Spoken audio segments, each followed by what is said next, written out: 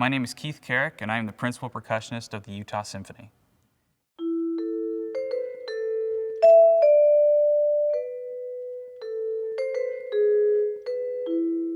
My journey to percussion was actually completely by accident. I'd gone into my band director when I was in 4th grade, and first I wanted to play piano, and they didn't offer piano. And then I wanted to play trumpet, and they had way too many trumpet players, and he didn't have enough percussionists that year, and so he asked me to play percussion in the band, and that's how I started playing percussion. I always like to tell the story of how I won my first job, which is I skipped my college graduation to go to the audition and managed to win the job, and knew from that very moment that I would actually be a professional. That's the moment that I changed. And up until then, you know, I was hungry for it. I think at that time, I had taken more than 10 auditions while I was at school, which is really not all that many, but it felt like a lot. They were expensive. I didn't have any money. I didn't know what I was going to do the next year. And that was a major turning point that really sealed the deal for me. Given that percussion is such a varied instrument group, I actually haven't had too many urges to play other instruments because I'm constantly having to learn something new or come across an instrument I've never seen before. And I never play the same instrument each week. It tends to rotate through all the instruments pretty often. The percussion section is probably the most flexible section in the orchestra. We play so many different roles in so many different kinds of pieces. Sometimes you'll hear us on a bass drum, and you know the whole orchestra is hitting a chord, and we hit the bass drum, and that's the feeling you get in your chest and in your gut. When the orchestra hits that chord, the bass drum is what's giving you that at the back of the hall. Or I'm playing snare drum on a march, and I'm driving the orchestra along and keeping them up to tempo. Or I'm playing Glockenspiel, and I'm sort of the icing on the cake. I'm the little flavor just at the very top, just a little splash of color in the sound. Or I'm the crash cymbals, you know, and it's just this masterful explosion of color that comes out of the chord of the orchestra. And I think, you know, if we weren't there, it would affect the orchestra in a lot of different ways.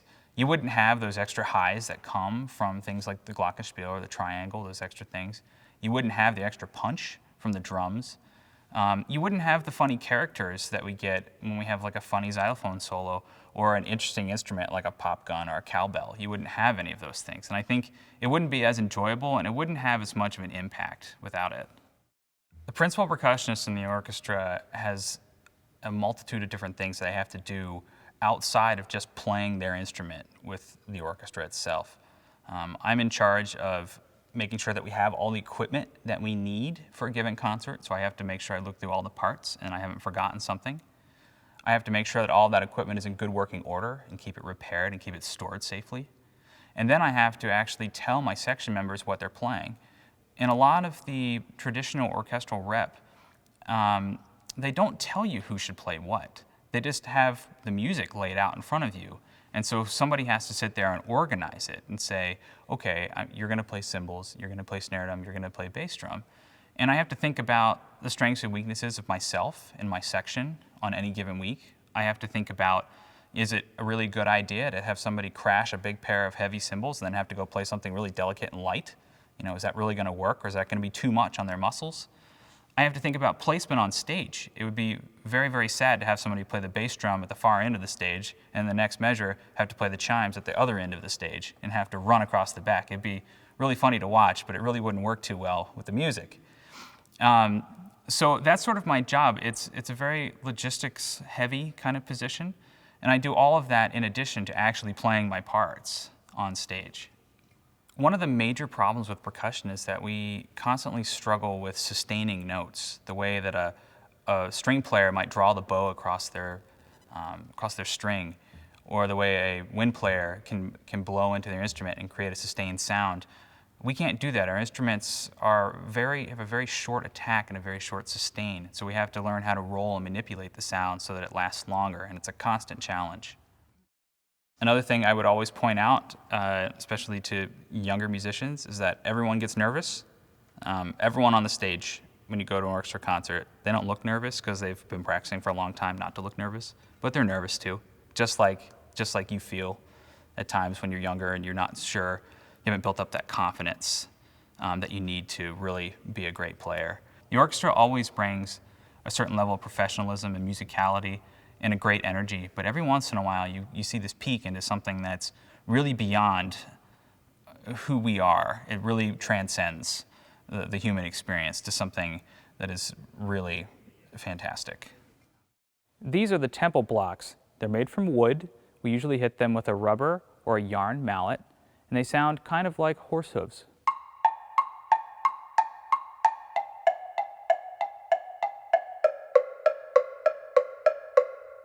Now the tempo blocks do have pitches, but they aren't notated as such in our music the way that a xylophone or marimba might be, because they're not supposed to be pitches that match another instrument in the orchestra.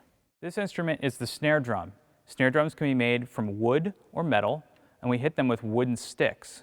Now the snare drum gets its name from the wires that go across the bottom of the drum called snares. And when they're pulled across the drum, it sounds like this.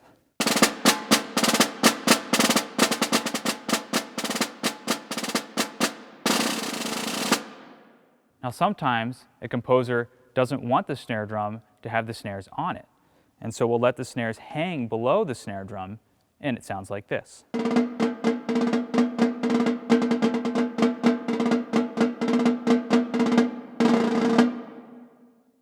This instrument is called the Tam Tam. Unlike the gong, the Tam Tam is unpitched. Gongs are pitched. It's a large metal disc that we hit with a very heavy yarn mallet.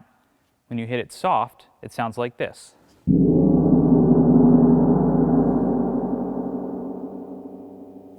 When you hit it loud, it sounds like this.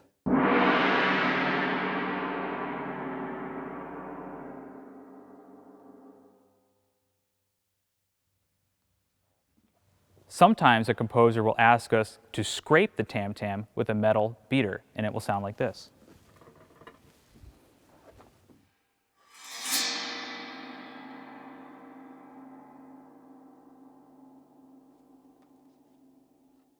These are the crash cymbals. They're big metal discs, and they have leather straps for handles, and they sound like this.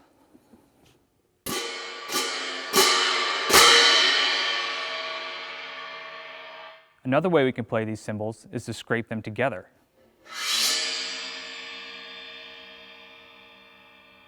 We can also have the cymbal suspended on a stand. We can play just one cymbal with a yarn mallet, and we can make it a sustained sound with a roll, like this.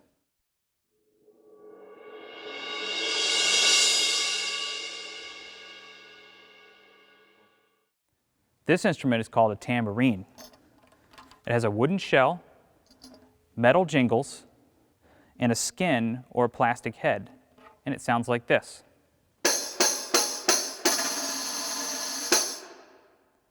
Another interesting thing we can do with the tambourine is we can coat the head with beeswax and then run our finger over the head, and that sounds like this.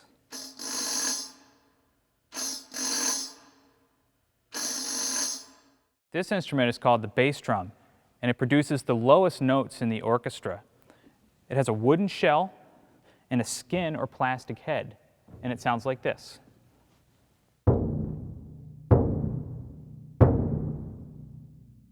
We can also roll on the bass drum.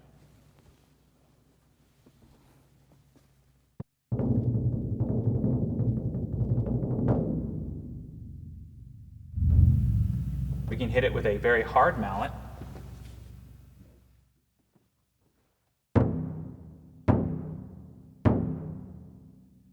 Or we can hit it with a very soft mallet.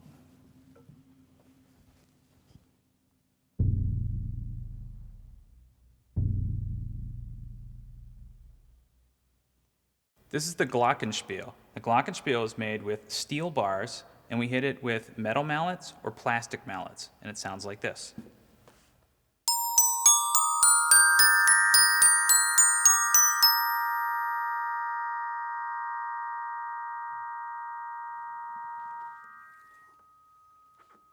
The Glockenspiel has a very brilliant kind of character to it, so you'll typically hear it in tunes like this.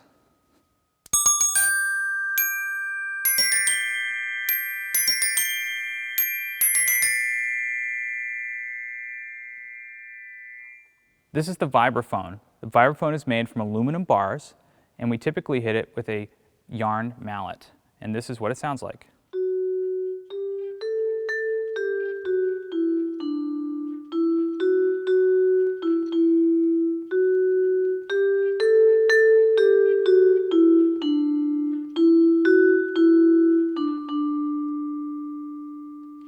One of the interesting things about the vibraphone, unlike the xylophone or the Glockenspiel, is that it has a pedal, like a piano, that allows the note to ring, like this.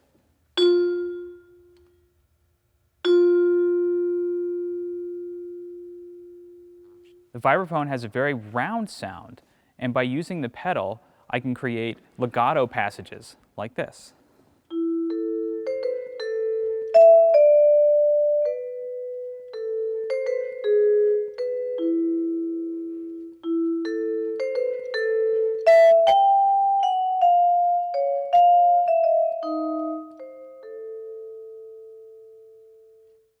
So this is the xylophone. The xylophone has wooden bars.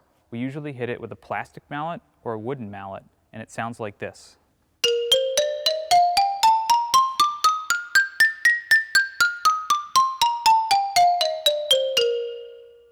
The xylophone has a very sort of jovial character to it, kind of like this.